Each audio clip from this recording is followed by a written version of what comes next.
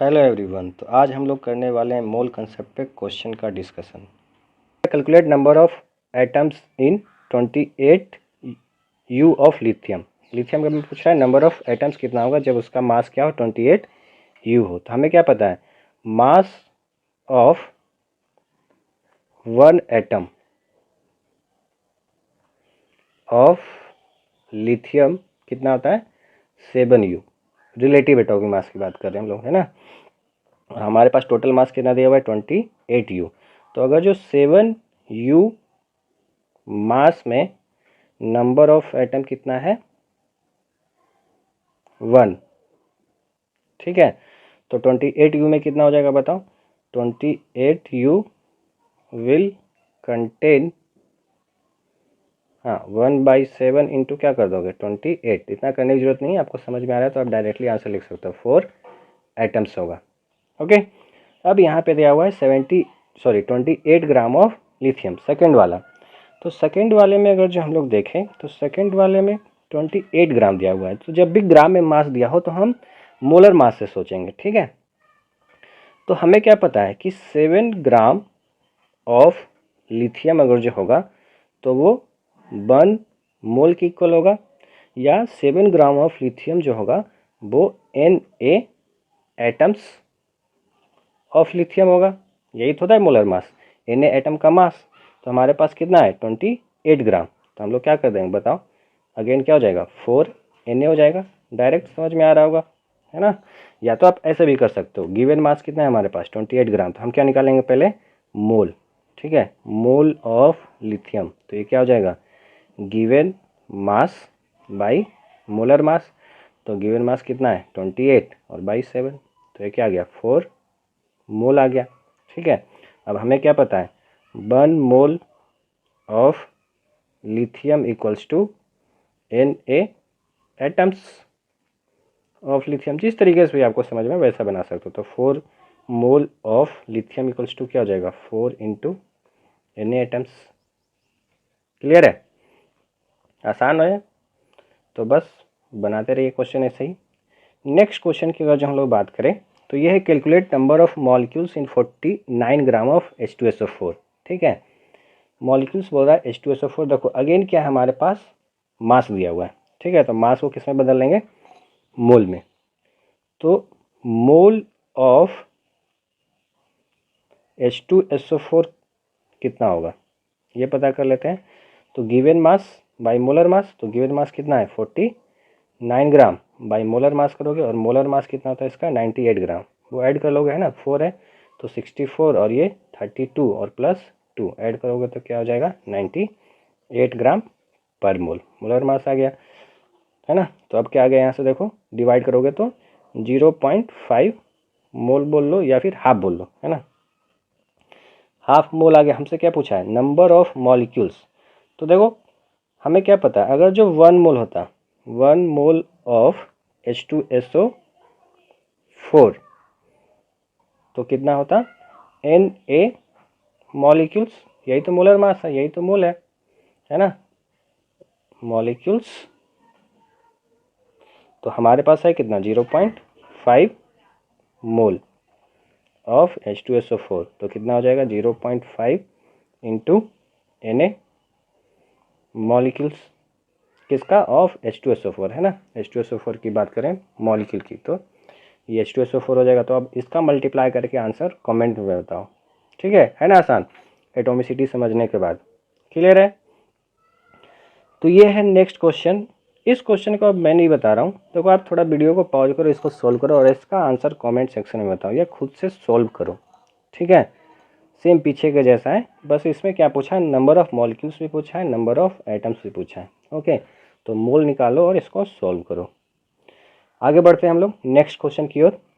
Calculate the mass of hydrogen in 102 gram of ammonia. ये क्या लिखा हुआ है अमोनिया लिखा हुआ है यहाँ पे। ओके, तो अमोनिया का क्या मतलब है NH3। देखो ये सब आना चाहिए आपको।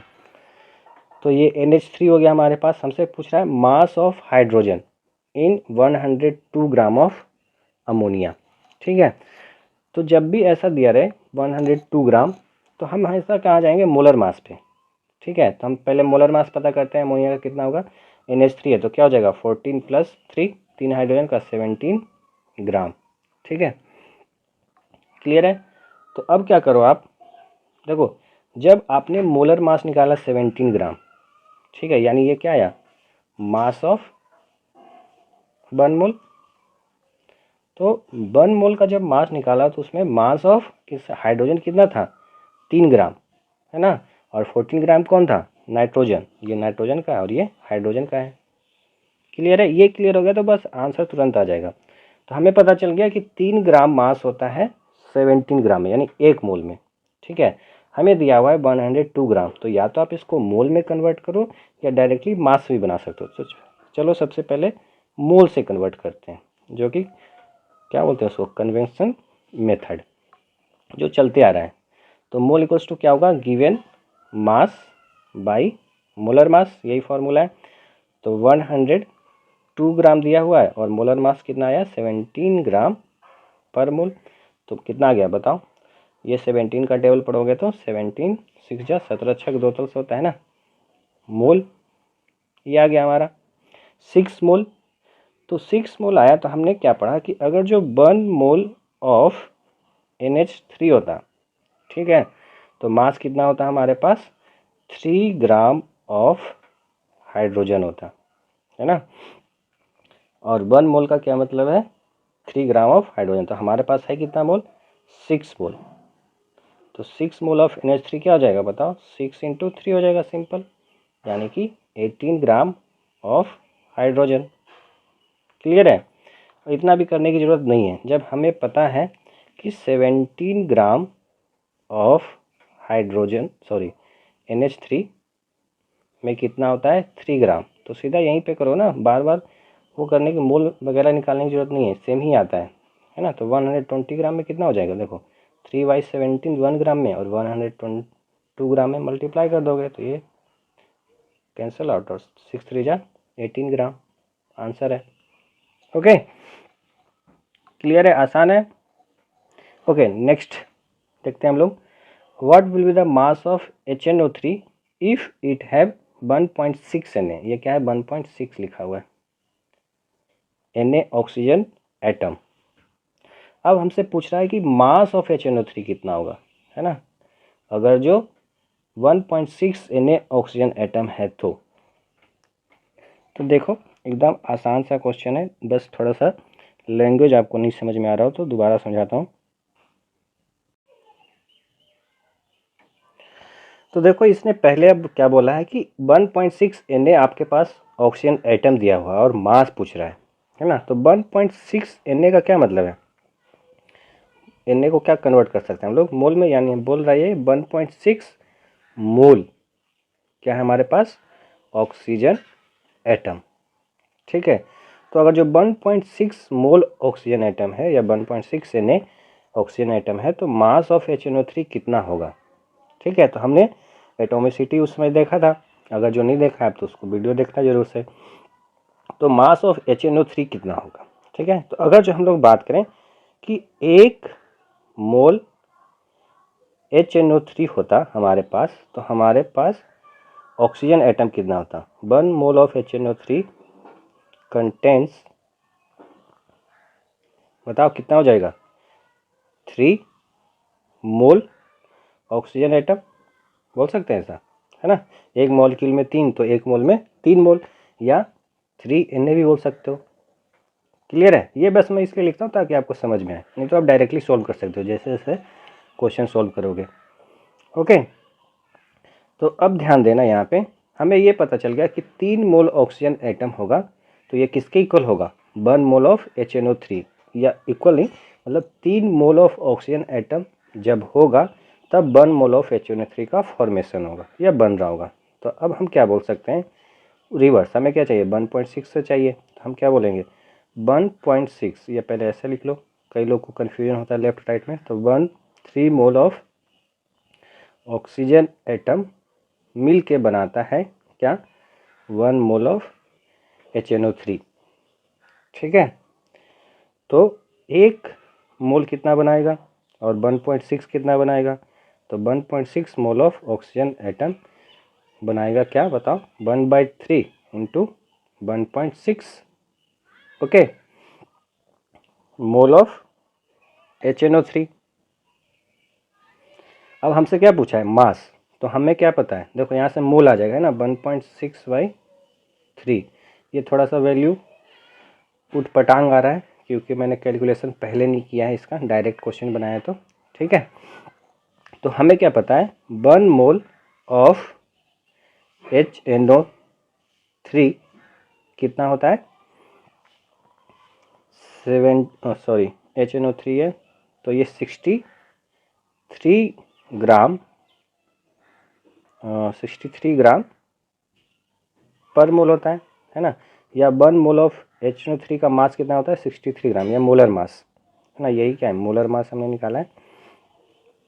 तो अब आपसे पूछ रहा है कि 1.6/3 मोल ऑफ HNO3 में कितना होगा, तो बस आंसर आ गया आपका, ठीक है। तो 1.6/3 मोल ऑफ HNO3 क्या हो जाएगा बताओ, 1.6/3 इंटू 63, अच्छा ये कैंसिल हो गया, देखो आसान हो गया, ओके।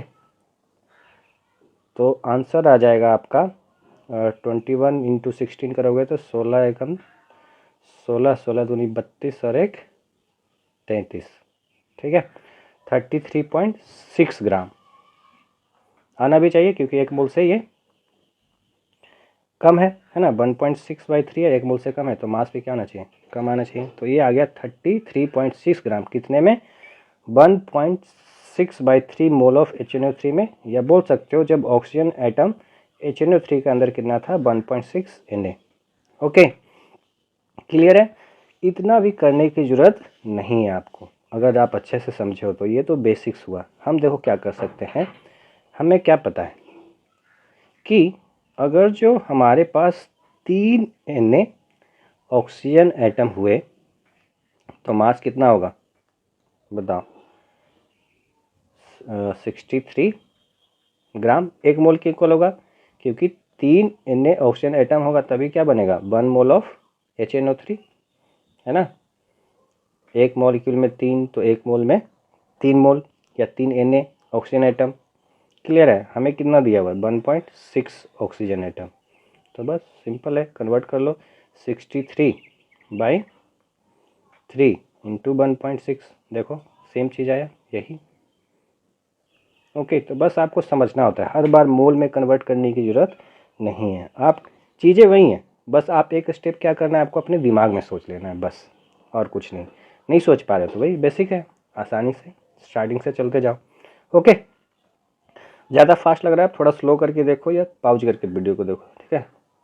नेक्स्ट हम लोग कैलकुलेट करते हैं, अब ये वॉल्यूम वाला आ गया। Calculate the number of hydrogen atoms in 67.2 litre of ethane gas at STP बोला है, ठीक है। तो STP बोला है तो हम लोग क्या लेके चलेंगे, वॉल्यूम 22.4 लीटर पर मोल, ओके। तो अगेन देखो बेसिक से चलते हैं हम लोग। सबसे पहले क्या करते हैं, मोल निकाल लेते हैं, वॉल्यूम दिया हुआ है ना, STP बोल दिया उसने तो 22.4 हो गया। मोल इक्वल्स टू क्या होगा, given volume by molar volume बोल लो, है ना, एट STP वाला। तो बताओ डिवाइड करके कितना आएगा जल्दी से, 67.2 अपॉन 22.4, तो ये शायद 4 3 जा 12 और 22 3 जा 66, 22 दूनी 40, 22 3 66, तो कितना आ गया 3 मोल। तो आसान हो गया एकदम, है ना, 3 मोल। तो हम लोग बोल सकते हैं क्या, गिवन या मोल ऑफ इथेन गैस बोला है ना। इथेन क्या होता है, C2H6 है ना, मीथेन इथेन। तो mole of C2H6 ethane gas is कितना हो गया, 3 मोल। तो बस मोल आ गया, तो हमसे क्या पूछा है, नंबर ऑफ हाइड्रोजन एटम। तो हाइड्रोजन एटम निकालने के लिए क्या करेंगे, कुछ नहीं, हमें पता है कि 1 मोल ऑफ C2H6 में कितना होता है, 6 Na हाइड्रोजन एटम्स है ना। एक में 6 तो एक मोल में 6 Na एटम्स हो गया किसके, हाइड्रोजन के। तो 3 मोल में कितना हो जाएगा, आसान है ना एकदम। 3 mole of C2H6 will contain 3 × 6 × Na hydrogen atoms. तो बस आप इसको मल्टीप्लाई कर लो और जो आंसर आएगा उसको आप लिख देना साइंटिफिक नोटेशन वाले में।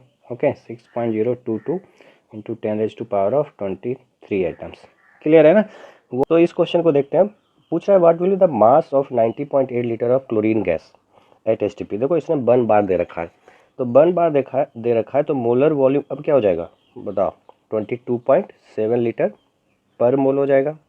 ओके, जब भी आपको ऐसे क्वेश्चन हो तो आप क्या करो, इसको मोल में कन्वर्ट कर लो सबसे पहले। तो मोल ऑफ क्लोरीन गैस क्या हो जाएगा बताओ, given volume by molar volume, और गिवन वॉल्यूम कितना है 90.8 लीटर, ठीक है, और मोलर वॉल्यूम कितना है 22.7 लीटर। क्यों, क्योंकि इसने दिया हुआ है हमें बर्न बार, प्रेशर कितना दिया हुआ है बर्न बार, तो 22.7 लियोगे तो डिवाइड करोगे तो इसको आ जाएगा 4, ठीक है।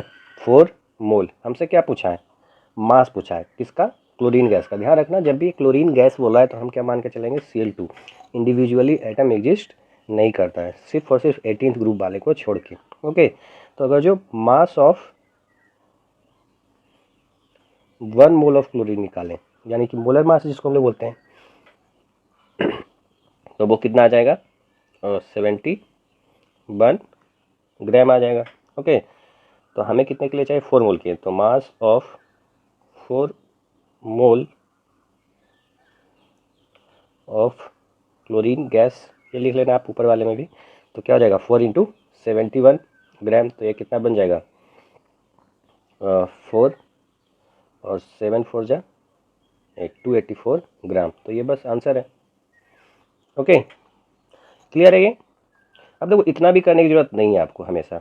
आप क्या देखो यहाँ पे STP बोला है बर्न बार, तो हमें क्या पता है STP बर्न बार पे 22.7 लीटर क्या होता है, 1 मोल के इक्वल होता है। ओके, और 1 मोल ऑफ क्लोरीन का मास कितना होता है 71 ग्राम होता है। कैलकुलेशन सब कुछ सेम ही आएगा, बस आपको एक स्टेप कम हो जाएगा, ठीक है। तो 90.8 लीटर में कितना हो जाएगा, देखो 71/22.7 × 90.8, ठीक है, देखो सेम आ रहा है। तो आपको जैसे समझ में आए वैसे सॉल्व करो, बस आपको ध्यान रखना है रिलेट सिर्फ किससे करेंगे, हमेशा मोल से। जैसे यहाँ पे हमने क्या रिलेट किया कि 22.7 क्या होता है 1 मोल के इक्वल होता है ऑफ क्लोरीन, और क्लोरीन के 1 मोल इक्वल क्या होता है 71 ग्राम होता है।